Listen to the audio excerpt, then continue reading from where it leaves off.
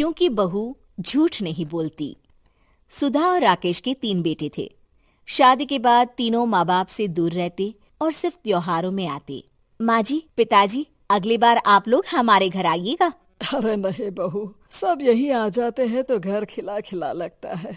हाँ बहू, तू हमेशा बुलाती है तो जरूर आएंगे तेरे पास भी। हाँ हाँ, दीदी का घर बड़ा जो है, सब कुछ आपने शादी के बाद दीदी को ही तो दे दिया था। हमें भी दिया होता तो हम भी बड़ा घर लेते। क्यों सुनील? अरे नहीं नहीं, पापा ने सबको एक बराबर ही दिया है। छोटी बहू, क्या चाहिए तुम्हें, बोलो।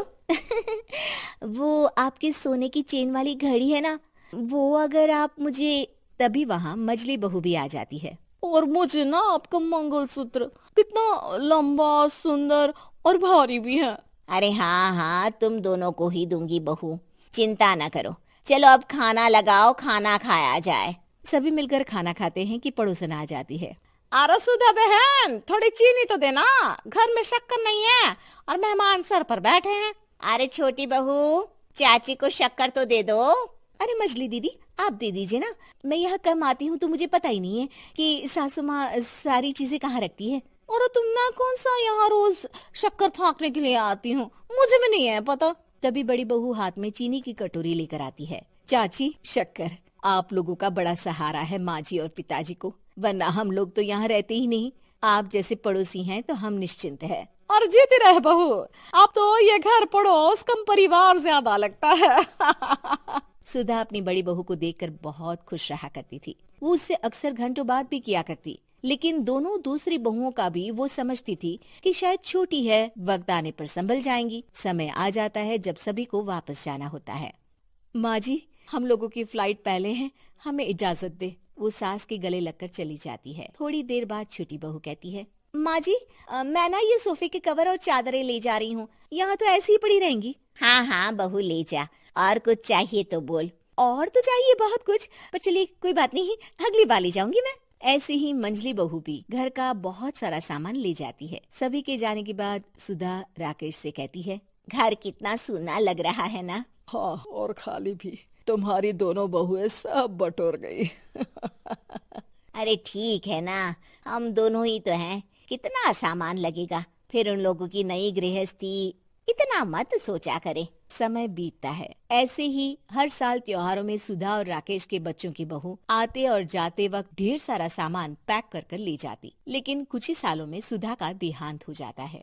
पिताजी, आप यहाँ अकेले क्या करेंगे? हम लोगों के साथ चलिए। अरे नहीं नहीं बहू, इस घर में सुधा की यादें हैं, मैं उसे नहीं छोड़ सकता हूँ। अब तुम लोगों की माँ नहीं रही। देख लो, वैसे तो मैंने उसके जीते जी सब कुछ दे दिया है, लेकिन कुछ उसका पर्सनल कीमती सामान था जो ये है, ले लो। सामान में होती है एक घड़ी और एक मंगलसूत्र। माँ जी ने कहा था कि वो ये घड़ी मुझे देंगी। हाँ हाँ, पिताजी, माँ ने सबके सामने ये घड़ी सरिता को देने के लिए कहा था। उठा लो सरिता माँ की घड़ी। अब क्या था, छोटी बहू फट से घड़ी उठा लेती है। और पिताजी, ये मंगलसूत्र तो माँ ने मुझे ही देने को कहा था, याद है ना? वो सभी की ओर इशारा करती है। तू भी ले ले ये हार बेटा, कोई बात नहीं। मंजली फटाक से हार उठा लेती है। ससुर बड़ी बहू की तरफ देखते हैं। तुझे क्या दूं बेटा? पिताजी, माँ ने एक चीज मेरे लिए भी रखी है। सभी के कान खड़े हो जाते हैं कि आखिर सास ने क्या रखा होगा बड़ी के लिए। अरे माँ जी तो दीदी से प्यार भी ज्यादा ही करती थी, हमेशा उनसे बात किया करती। जरूर कोई बड़ी और अपनी प्रिय चीज दी होगी दीदी को। और देख लेते हैं ना, वरना तो हम भी बराबर का बंटवारा करेंगे। हाँ हाँ, कर लेना बंटवारा। लेकिन बड़ी बहू, बताओ तो, सुधा ने क्या रखा है तुम्हारे लिए? अभी तो हम लोग यही हैं पापा जी, जब जाने लगेंगे तो बता दूंगी। बड़ी बहू के मुंह से ये बात सुनकर बाकी दो बहुएं सोचने लगती हैं कि आखिर क्या है जो दीदी को सासू माँ देकर गई हैं। दीदी, ऐसा तो नहीं ना कि पूरे घर का आधा हिस्सा माँ बड़ी भाभी को देकर गई हो? तभी वहाँ ससुर आ जाते हैं। नहीं नहीं, ऐसा कुछ नहीं है। मकान तो तुम तीनों का बराबर से है। देखो, बड़ी बहू से तुम्हारी सास ज्यादा जुड़ी थी, न जाने क्यों घंटों बात किया करती थी। पता नहीं क्या देकर गई है उसे। और ससुर जी, आपको क्या पता, चालाकी से पूरे घर के पेपर में साइन करवा लिए हो, या फिर कोई छुपा गहना। आखिर मकान पूरा तो आपने सासू माँ के नाम ही कर रखा था ना। अब घर में ये सस्पेंस बन जाता है कि आखिर बड़ी बहू क्या लेकर जाएगी। फिर वो दिन भी आ जाता है जब बड़ी बहू के जाने का समय हो जाता है। बेटा, परसों तुम चली जाओगी, बताया नहीं, माँ ने तुम्हें क्या दिया?